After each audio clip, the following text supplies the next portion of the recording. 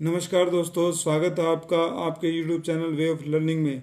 इस वीडियो में हम जानेंगे कैसे अफ्रीका का साहेल रीजन इस्लामिक स्टेट और अलकायदा के बीच का एक बैटल ग्राउंड बन गया है। हम जानते हैं कि इस्लामिक स्टेट का वर्चस्व धीरे धीरे मिडल ईस्ट से समाप्त होता जा रहा है और या समाप्त होने की कगार पे है, तो वो अपने ऑर्गेनाइजेशन को बढ़ाने के लिए नई जगहें और नई टेरिटरी की खोज कर रहा है जहाँ पे वह अपना साम्राज्य विस्तार कर सके और जो वर्ल्ड पीस के लिए बहुत बड़ा खतरा है। आइए जानते हैं अफ्रीका का साहेल रीजन कहाँ पे लोकेटेड है।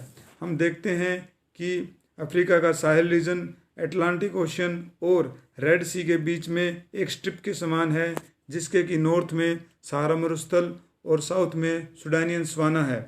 यह बेसिकली एक सेमी एरिड एरिया है जो कि 30 लाख स्क्वायर किलोमीटर का है, जिसमें 10 करोड़ की आबादी निवास करती है। यहाँ का मुख्य व्यवसाय खेती है और जीडीपी का 45% खेती से ही आता है। अब क्या कारण है कि आईएसआईएस और अलकायदा आपस में लड़ रहे हैं इस एरिया पे अपना आधिपत्य स्थापित करने के लिए?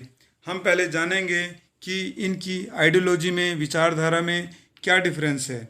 जो अलकायदा का जन्म हुआ है वो यूएस के इन्फ्लुएंस को मिडल ईस्ट से कम करने के लिए हुआ है। वो मानते हैं कि मिडल ईस्ट में जो अस्थिरता की स्थिति है वो यूएस की डिप्लोमेसी और इकोनॉमिक पावर की वजह से बनी हुई है। वो चाहते हैं कि यूएस का इन्फ्लुएंस यहाँ पे कम हो जाए। इस इन्फ्लुएंस को कम करने के लिए उन्होंने एक बहुत ही बड़ी आतंकवादी घटना का अंजाम दिया था। 9/11 अटैक में जो घटना को अंजाम दिया उसमें लगभग 3000 लोगों की जान चली गई। इनका मानना है कि जो कमज़ोर सत्ता हैं और जहाँ पे इस्लामिक ला नहीं लागू होते उनको उखाड़ के फेंक देना चाहिए और वहाँ पे उनके अनुसार जो इस्लाम की परिभाषा है उसको कायम करना चाहिए। जबकि इस्लामिक स्टेट का जन्म किसी दूसरी विचारधारा से हुआ है।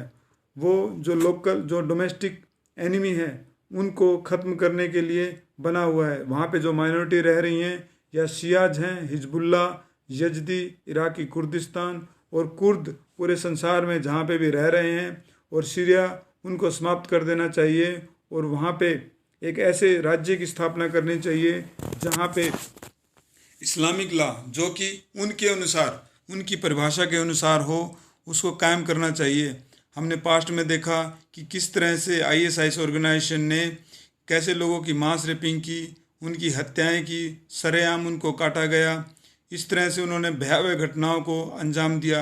नई टेरिटरी को ऑक्यूपाई करने के लिए उन्होंने एक तरह से आर्मी की तरह काम किया और heavy artillery, machine gun, helicopter, aircraft आदि को यूज़ किया और एक बड़े ही एरिया पे अपना कब्जा किया।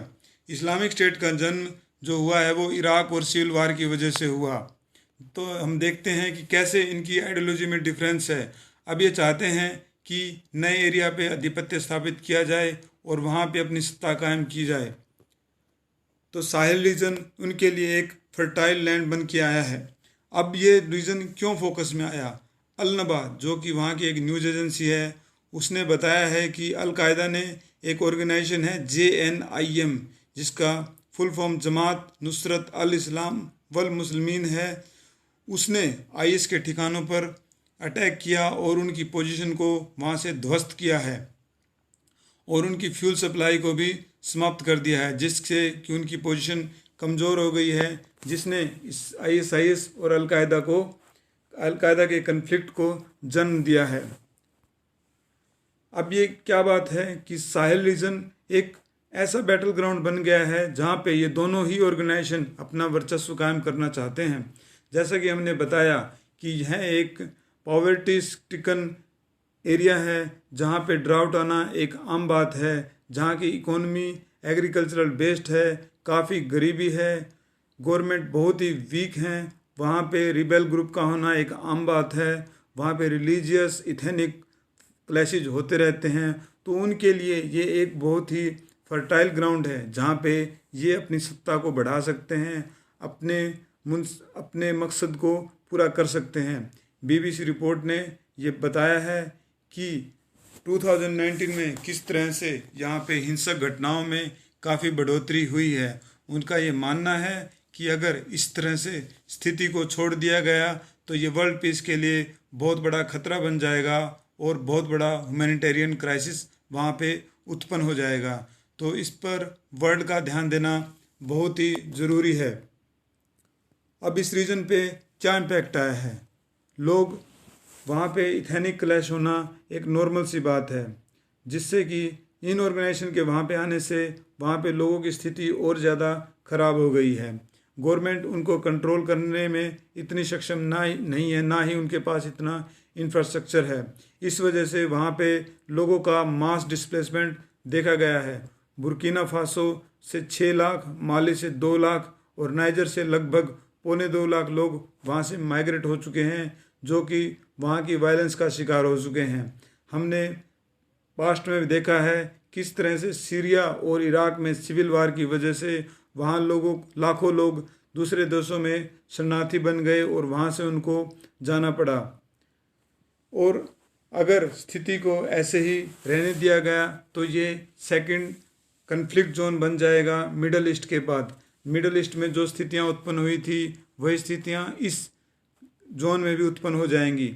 अगर हम इंडियन पर्सपेक्टिव के पॉइंट ऑफ व्यू से देखें तो इंडिया भी काफ़ी अफ्रीका में इन्वेस्टमेंट कर रहा है, जो कि हमारे लिए भी काफ़ी फ़ायदेमंद है। अगर स्थिति बिगड़ गई तो इससे हमारे देश को ही नहीं, पूरे देश को, पूरे वर्ल्ड को इसका खामियाजा भुगतना पड़ेगा।